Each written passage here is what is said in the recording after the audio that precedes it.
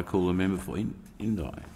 Thank you, Mr Deputy-Speaker, and I acknowledge my colleagues already speaking in this debate and give them my total support for decentralisation and look forward to policies that support Albury-Wodonga in particular in that line.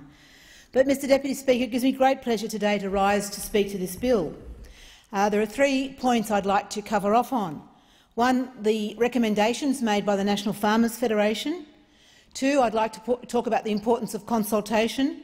And 3, I'd like to congratulate the Minister on his Green Paper and use some of the topics that he's raised in that and the importance of education in particular. So, Mr Deputy-Speaker, in summary, the principle of government setting a major precedent of change to the RDC model without consulting with industry is very concerning, particularly given that the RDC model rests on cooperation and partnership with industry.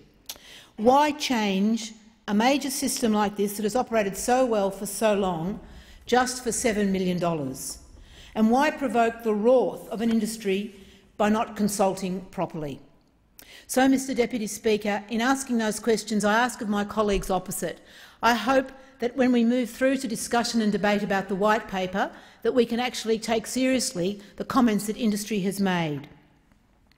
The National Farmers Federation have made a number of recommendations, and I'd like to focus on 2 today, when they made their submission to the inquiry by the Senate Standing Committee on Rural and Regional Industries and Transport.